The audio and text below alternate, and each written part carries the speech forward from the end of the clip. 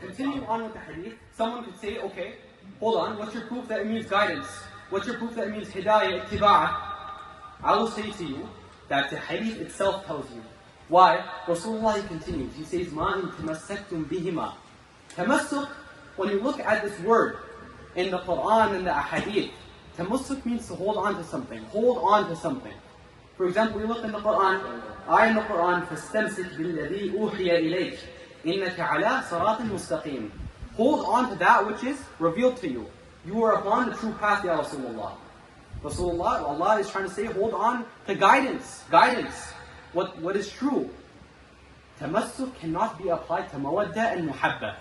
Tamasuq linguistically is not able to be applied upon mawadda and muhabba, on love and mawadda. We love Ahlul Bayt. It means to hold on to them in the sense of love. Tamasuq is not used in that sense.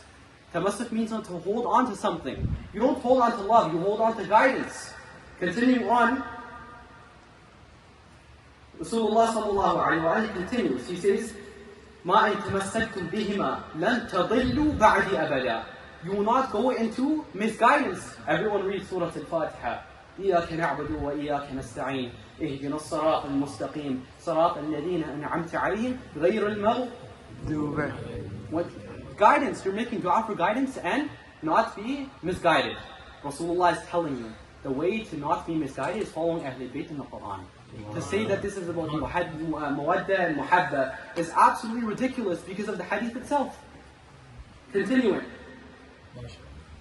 Considering what we mentioned before, if both the Quran and Ahlul Bayt alayhi salam, they give hidayah, holding on to them gives hidayah, a question here comes. Because some people, they don't believe that even Rasulullah sallallahu alayhi wa is ma'soom. You know, even for Rasulullah, they say, ijtahada wa akhta. That he did ijtihad and he made mistakes. They say this.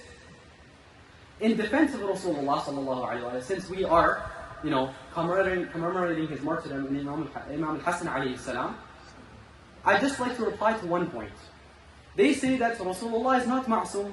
You read the Quran, you will find that he's not ma'soom. He made many mistakes. For example, they take this ayah in Surah At-Tawbah.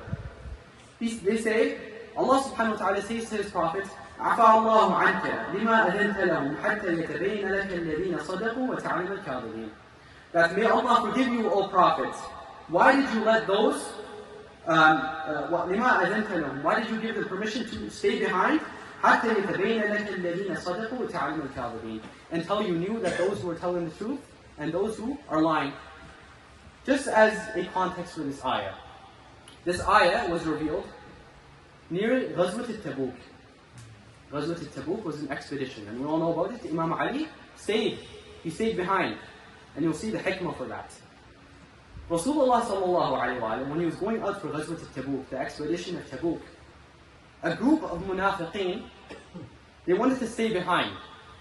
They didn't want to go in battle. You see many people in the Quran, even the Quran mentions that they're scared to fight. When qital is mentioned for them, they close their ears and stuff. They don't want to fight. A group of the munafiqeen, they made excuses to Rasulullah sallallahu alayhi wa sallam. They said, we don't want to go, Rasulullah. Let us stay behind in the city. Rasulullah sallallahu alayhi wa sallam knew they were making up excuses. They didn't just want to fight. Rasulullah let them stay behind. So Allah subhanahu wa ta'ala says, عَفَى اللَّهُ عَنْكَ. May Allah forgive you, Rasulullah. They take this ayah out of context. For example, we say, حَفِظْتَ شَيْئًا وَغَابَتْ عَنْكَ أَشْيَاء. That you memorize one thing and let everything else go. You forget everything else. Read the whole Quran. Read what the ayahs say after it. Why? Sometimes Allah subhanahu wa ta'ala, two things. Sometimes Allah subhanahu wa ta'ala is doing khitab to his prophets, but he means those who follow his prophets. He's speaking to his prophets, but he intends for the message to go to those who follow the prophets. For example, Allah subhanahu wa ta'ala says, وَلَقَدْ أُوحِيَ إِلَيْكَ وَإِلَى الَّذِينَ مِنْ قَبْلِكَ لَئِنْ أَشْرَكْتَ لَيَحْبَطَنَّ عَمَلُكَ وَلَتَكُونَنَّ مِنَ الْخَاسِرِينَ. He says to the prophets that if you were to commit shirk, Ya Rasulullah, your a'mal will be void. Is there any Muslim in the world who says that Rasulullah is able to commit shirk?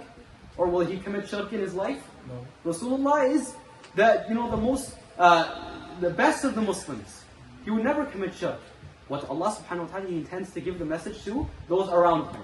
Number 2, sometimes Allah subhanahu wa ta'ala, He speaks to His prophets, بِصِيغَةِ الْعِتَابِ. He speaks to His prophets in a wording of blame. However, the intention is what? To expose a matter, to make something clear. For example, one ayah in the Quran, just as an example. Allah subhanahu wa ta'ala, on the day of judgment, He will say to Isa ibn Maryam, to Prophet Isa, Jesus, He will say, وَإِذْ قَالَ اللَّهُ يَا عِيسَى. When Allah says to Isa on the day of judgment, يَا عِيسَى ibn Maryam, أَنْتَ قُلْتَ لِلنَّاسِ اتَّخِذُونِي وَأُمِّيَ إِلَهَيْنِ مِن دُونِ اللَّهِ. O Jesus, on the day of judgment, did you tell people to worship me and your mother Maryam? Did you call people for your worship and the worship of your mother?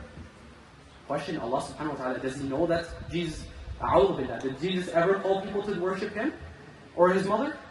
Allah subhanahu wa ta'ala knows. Allah subhanahu wa ta'ala is the most knowledgeable. When He says to Jesus alayhi salam, did you tell the people to worship me and my mother? This is not to blame Isa. This is not to call him out for anything. This is to show that the Christians on the day of judgment, they were the people who called to the worship of Jesus. They were the people who called to the worship of Maryam alayhi salam. This is only to expose them, not to blame Isa alayhi salam, not to call him out. What's the proof for that?